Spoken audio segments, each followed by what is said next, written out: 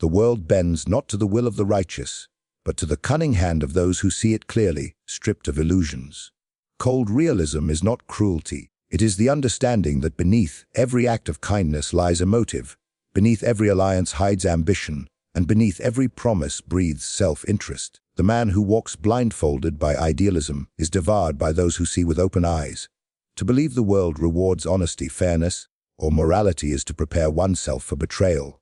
Power belongs not to those who dream of how things should be, but to those who master how things truly are. The realist studies people, not to love or hate them, but to use their patterns.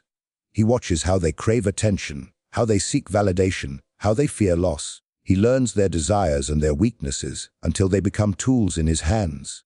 To understand reality is to understand the machinery of power itself, the invisible gears that turn behind the faces of politics, business, and human interaction. Every person plays a role, and every role can be rewritten by someone who knows the script better. The realist does not complain about the cruelty of the world. He learns to navigate it, to bend its chaos to his favor. Idealism whispers that all men are equal. Realism knows that hierarchy is nature's design. The strong will always lead, and the weak will always follow. Yet strength is not merely muscle or wealth. It is the mind sharpened by observation, by patience, by the refusal to lie to oneself. The realist accepts that loyalty is temporary, love is conditional, and promises fade under pressure. He builds his power not on trust, but on control. Control of information, control of perception, and above all, control of himself. Cold realism is not a rejection of humanity, it is mastery over it. To be powerful, one must strip away the comforting myths that keep others weak. People cling to hope, to moral codes, to the illusion of fairness because these lies make their helplessness bearable. The realist does not need comfort, he seeks clarity. He understands that power flows like water. It moves to the lowest point of resistance, and it fills the vessel shaped to contain it. Thus, he shapes himself to be that vessel. He does not resist reality, he molds it. The idealist acts on emotion, believing his virtue will protect him. The realist acts on reason, knowing that virtue without strategy is a weapon turned inward. The world has always been ruled by those who understood this truth. The law of power is older than morality, and it governs all things. Kingdoms rise not through fairness, but through fear and control. Corporations expand not through compassion, but through calculated dominance. Even friendships and love are negotiations of power, masked by sentiment but guided by instinct. To live with cold realism is to be awake in a world of sleepers. It is to walk through the fog of lies and see the hidden strings that move the masses. The realist does not despise idealists, he uses them. Their faith becomes his opportunity, their trust becomes his weapon.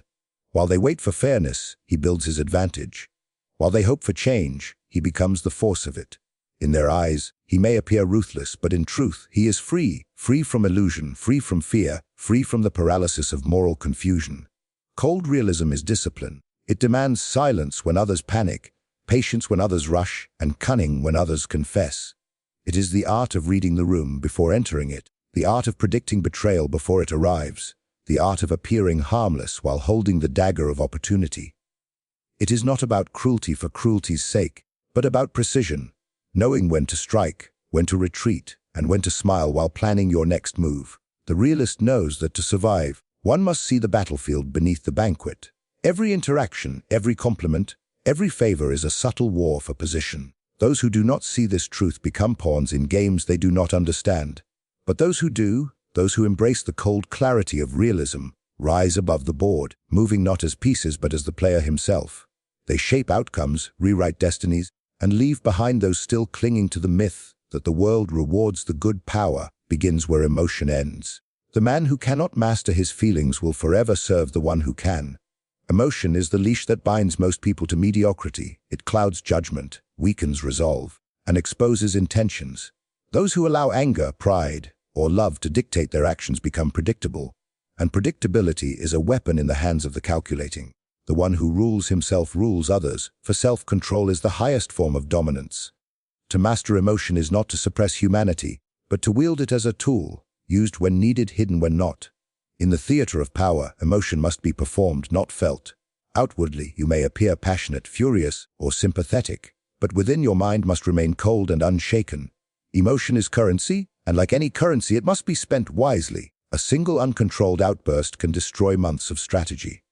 A single moment of weakness can invite the wolves to your door.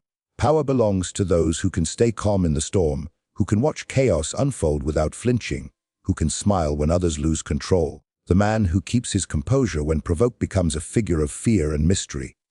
Anger is the easiest emotion to exploit and the most dangerous to display. It reveals your limits, your insecurities, and your impatience. Those who anger you control you. The wise man understands that every insult, every betrayal, every slight is a test, a chance to prove mastery over himself. When others rage, he studies. When others shout, he listens. Silence becomes his fortress. For in silence, he gains information, and in patience, he finds timing. Emotion blinds, patience reveals. Love, too, is a double-edged weapon. It can inspire great strength, but it can also breed dependency. The powerful never love blindly. They love strategically. They understand that affection can be given but must never be surrendered. Emotional attachment makes one vulnerable. Attachment creates expectation, and expectation can be used against you. The wise do not deny love. They manage it. They know when to distance, when to yield, and when to withdraw affection to reclaim control. To love without losing power is to love with awareness. Fear is another emotion that enslaves the masses. Most people fear rejection, failure, and loss, and so they obey those who promise safety. But fear can be transformed into a weapon if mastered. To control fear is to command respect. The one who walks through uncertainty with steady eyes becomes unshakable. The powerful know fear intimately, but they never bow to it. They make fear bow to them. Courage, in truth, is not the absence of fear. It is the domination of it. Every conqueror, every ruler, every strategist feels the pulse of fear, but chooses not to be ruled by it. Pride is perhaps the most seductive emotion and the most dangerous. It blinds even the intelligent. The powerful often fall not by defeat, but by overconfidence. To control pride is to remain grounded in victory and patient in power. Pride whispers that you are untouchable. Realism reminds you that you are not. The master of emotion walks a thin line between confidence and arrogance, between humility and submission. He projects strength without boasting, authority without noise. The moment you believe you are invincible is the moment you open yourself to manipulation. Those who control emotion can create it in others. They can ignite fear, provoke loyalty, or inspire admiration, all through calculated expression. The powerful learn to read emotions as others read books. Every glance, every hesitation, every tone of voice becomes data. To know what others feel is to know what they will do, and to control what they feel is to decide what they will do. Manipulation begins with understanding the emotional patterns that rule human behavior. People are guided not by logic, but by their hearts, and the one who masters the art of emotional influence becomes their silent ruler. To control emotion is also to preserve energy. Every uncontrolled reaction drains focus. Every impulsive act wastes opportunity. The calm mind observes while the chaotic mind burns itself out. In the moments when others panic, the controlled man acts with clarity. In the moments when others mourn loss, he plans his next step. His strength is not seen in his fury, but in his stillness. His power lies not in what he shows, but in what he conceals. Power is a silent fire. It burns without smoke. Those who master their emotions become like water, adaptable, formless, yet unstoppable. They flow around obstacles rather than crash against them. They wait for openings rather than force them. Control of emotion is not repression. It is transformation. It turns weakness into strategy, reaction into calculation, and impulse into command. The man who governs himself can govern anything, for his strength comes not from circumstance, but from the discipline of an unshakable mind. Power is rarely about truth. It is about perception. The world does not reward the honest man who shows his soul. It rewards the one who understands the value of illusion. Appearance is armor, disguise, and weapon all at once. To master appearances is to control how others interpret your existence. People see not with reason but with emotion, not with clarity but with desire. They believe what comforts them, what flatters them, what suits their expectations. The powerful learn to feed those expectations while concealing their true intentions behind a veil of grace, humility, or virtue. Appearance becomes the language of influence, and those who speak it fluently command the stage of life without ever revealing their script. The world is a theater, and every man plays a role. Those who refuse to act are not noble, they are powerless. To reject appearances is to abandon the only currency others recognize. The powerful do not protest this truth, they perfect it. They understand that the image they project determines the respect they receive, the alliances they form, and the threats they face. The man who appears confident is often believed to be competent. The one who appears humble is rarely envied. The one who appears kind gains trust easily, even if his heart is calculating. Appearance allows control without conflict, dominance without force. To master appearances, one must first master invisibility of intent. Your goals must remain hidden beneath layers of charm, politeness, and composure. Never allow your hunger for power to show, for nothing provokes resistance faster than visible ambition. Appear content while scheming for more. Appear weak when you are gathering strength. Appear agreeable when you are observing flaws. Power moves best in silence and shadow. The world reacts to symbols, not substance, and a wise man shapes his symbol carefully. A calm face in chaos suggests leadership. A measured tone in anger suggests authority. The smallest gesture, when controlled, can inspire trust or instill fear depending on its purpose. People crave simplicity, so they judge quickly. They do not analyze, they assume. Appearances exploit this weakness. A mask of virtue disarms suspicion. A show of generosity earns loyalty. A display of humility hides pride. The powerful use appearances not only to protect themselves but to control narratives. If others believe you are just, they will forgive your ruthlessness. If they believe you are loyal, they will expose their secrets. If they believe you are harmless, they will never prepare for your strike. Every perception you create becomes a piece on your chessboard, a move made before any battle begins. Yet mastery of appearances demands constant awareness. One careless moment can shatter an image built over years. Reputation is delicate, an empire of glass that must be guarded through vigilance and adaptability. Appearances must evolve with time, shifting with circumstance, never static. To cling to one image too long is to invite exposure. The wise change masks with ease, appearing righteous among the moral, ambitious among the powerful, humble among the proud. Consistency of image breeds trust. Adaptability of image breeds survival. The art lies in balancing both, appearing steady while remaining fluid. To command appearances is also to command emotion. The image you project influences how others feel about you, and their feelings dictate their behavior. If they fear you, they obey. If they admire you, they serve. If they pity you, they underestimate you. Appearances allow you to orchestrate emotion without words, to lead without declaring authority. The powerful never explain, they imply. They let others fill the silence with their own interpretations, and those interpretations become belief. Once people believe, no truth can easily undo it. The danger lies in believing your own illusion. The mask must never fuse to the face. The powerful wear appearances as tools, not as identity. They know when to remove them in solitude, when to reshape them in public, and when to discard them altogether. Self-awareness is their compass. Image is their armor. The fool confuses appearance with essence and drowns in his own performance.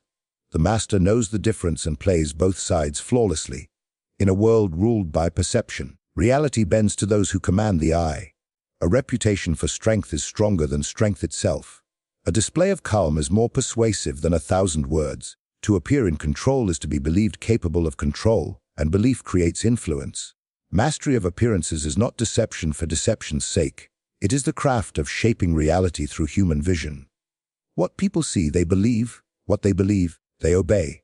The truth of your power does not lie in what you possess, but in what they perceive you to possess.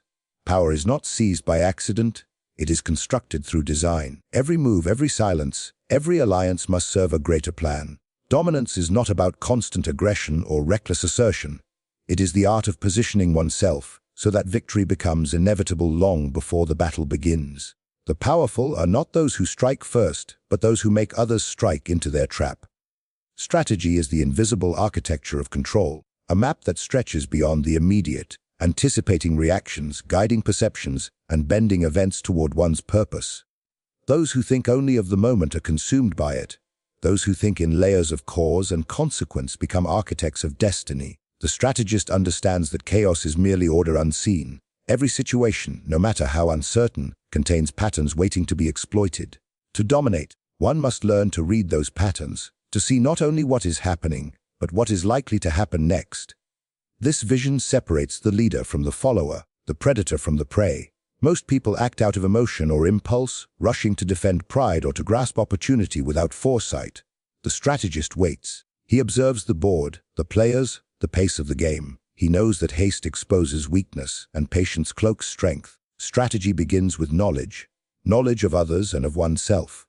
To dominate, one must understand the desires that drive people, the fears that paralyze them, and the limits they cannot cross. Each individual becomes a piece to be moved, a resource to be directed. The strategist does not despise people, he utilizes them. He knows that everyone acts in their own interest, and so he aligns his plans with those interests until they serve him. He gives the illusion of choice while quietly narrowing the path toward the outcome he desires. Control, in its purest form, is invisible. Dominance through strategy demands detachment from ego.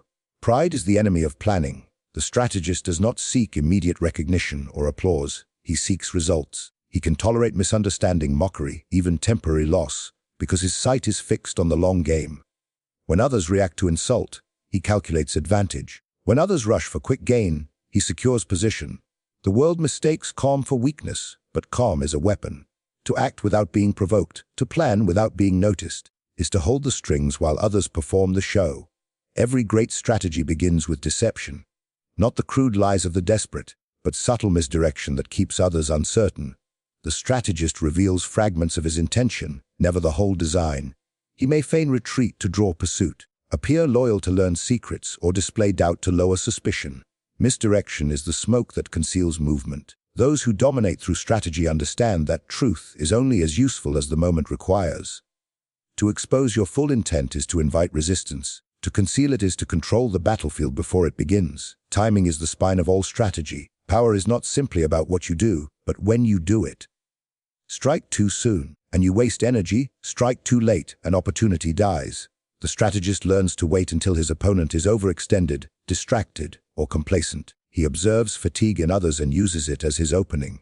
Inaction, when chosen with intent, becomes a weapon sharper than any sword. The ability to wait without losing direction, to hold back power until it can no longer be resisted, defines the essence of true dominance. Dominance through strategy also requires adaptability. No plan survives unchanged, for the world is fluid, and so must be the mind that governs it. The strategist does not cling to one path. He shapes new ones as the terrain shifts. Rigidity is the mark of the doomed. To survive, one must be flexible enough to alter methods while never losing sight of the ultimate goal. This fluid control, firm in purpose, soft in execution, is what allows dominance to endure when others falter. Strategy is the art of making others believe they are free while they are already ensnared. It is the quiet orchestration of forces, the unseen manipulation of choice, the steady direction of chaos toward benefit. The strategist never forces submission. He creates the conditions for it. He lets others walk willingly into outcomes they think they control. To dominate is not always to conquer by strength. It is to design the world so that resistance becomes futile, to make victory appear like the natural order of things. The powerful build their dominance one decision at a time, guided by vision, concealed by patience, enforced by understanding. They know that strategy is not an event, it is a living discipline. It demands awareness, restraint, and the cold confidence to see 10 steps ahead while others still struggle to see one. Through strategy, dominance ceases to be a battle of strength and becomes a mastery of inevitability. Power begins with understanding the raw essence of humanity, stripped of its polite disguises. People are not guided by logic nor by noble ideals. They are driven by emotion, self-interest, fear, and the hunger for validation. The world runs not on fairness but on desire. To wield influence, one must first accept this unvarnished truth: men are predictable in their instincts and unreliable in their loyalty. They seek advantage, comfort, and recognition, and they will abandon principle, promise, and even friendship when these desires are threatened. The powerful do not lament this truth. They study it. They learn to read it, to anticipate it, and to turn it into the machinery of their control. Human nature is the oldest weapon on earth. It has built empires and destroyed them. It has made men betray kings and worship tyrants. The one who understands how it moves can guide masses as easily as one guides a horse with reins. People crave leadership because it offers them the illusion of safety. They wish to be told what to believe, what to follow, and whom to fear. They speak of freedom but secretly long for order, for direction, for someone stronger to decide for them. The wise recognize this contradiction and use it. By appearing decisive, by projecting certainty, one becomes the magnet for those who cannot bear the weight of their own doubt. Greed governs more hearts than virtue ever has. The promise of reward makes people obedient. The threat of loss makes them loyal. Fear is more reliable than love, and desire is more enduring than gratitude. The powerful understand that control does not require chains, only emotions. To offer hope to the desperate is to gain their devotion. To awaken greed in the ambitious is to make them predictable. Every man can be led by what he craves most. Some seek wealth, others seek recognition, others seek belonging. Find that hunger, and you hold their strings. Human nature is a marketplace of needs, and those who understand its economy become merchants of influence. Flattery is the coin of this realm. Most people are blind to truth when their pride is fed. They mistake praise for sincerity and confuse admiration with loyalty. The wise use this blindness to their advantage. A single compliment, given at the right moment, can dissolve suspicion or disarm hostility. To resist flattery is to hold your ground. To wield it is to move others without effort. People rarely see beyond their reflection, and so the one who shapes that reflection controls their perception of reality. Hypocrisy is not an exception of human behavior. It is its foundation. People condemn in others what they secretly desire, and they celebrate in public what they privately despise. The powerful do not fight this contradiction, they navigate it. They understand that men will betray for gain, and then justify it in the language of morality. They know that people crave the illusion of goodness, even as they commit acts of self-interest. To expose their hypocrisy is to earn their hatred, but to validate it is to earn their trust. The manipulator never demands honesty, he offers comfort. Fear remains the deepest and most primitive force in the human heart. It shapes obedience more effectively than reason. Fear of loss, fear of rejection, fear of insignificance. These govern behavior far more than ideals of honor or justice. The ruler of men does not remove fear, he directs it. By defining what people should fear and promising to protect them from it, he gains control over their choices. They will trade liberty for security, truth for reassurance, and even dignity for survival. The one who understands fear controls the rhythm of society itself. But beyond fear lies vanity, the constant need to feel significant. Even the humble seek acknowledgement. Every man wishes to believe that his life matters, that his choices are his own, that he stands above the herd. The powerful feed this illusion while quietly guiding its consequences. They make others feel chosen, respected, and irreplaceable, while in truth using them as pieces of a greater design. Vanity blinds more effectively than ignorance, because it convinces a man that he cannot be fooled. The strategist who flatters pride controls the proud. The cold truth of human nature is not a condemnation. It is a manual. To understand it is to stop expecting loyalty from the disloyal, honesty from the deceitful, or mercy from the ambitious. It is to see people as they are, not as one hopes them to be. Once this understanding settles in the mind, disappointment disappears and manipulation becomes possible. The powerful do not waste time trying to change people. They use their instincts as instruments. They push the levers of desire, they press the buttons of fear, and they ignite the sparks of vanity until the world moves in the direction they have chosen. In every heart lies a contradiction waiting to be used, a weakness disguised as virtue, a desire that can be guided toward your purpose. Human nature does not change, it only hides behind masks that shift with time. To study it is to possess timeless knowledge, and to command it is to command the world. Power is not granted, it is crafted through perception, control, and the unshakable discipline of mind. Those who rise understand that strength is not found in emotion or morality but in mastery. Mastery of reality, of self, of illusion, of strategy, and of the human heart. The weak move by impulse, the strong move by design. The world belongs to those who see beneath its surface, who bend its hidden patterns to their will while others cling to appearances and ideals. To walk the path of power is to walk alone, armed not with hope but with understanding. It demands patience over passion, calculation over reaction, and silence over noise. It is a path for those who can bear the weight of truth without flinching, who can see humanity as it is and still command it with grace. Power is not a gift of fortune or fate. It is a discipline, a craft, an art of survival. The one who learns to think beyond emotion, who hides purpose behind charm, who strikes with precision and rules through understanding, becomes untouchable. Such a person does not chase power, he becomes it.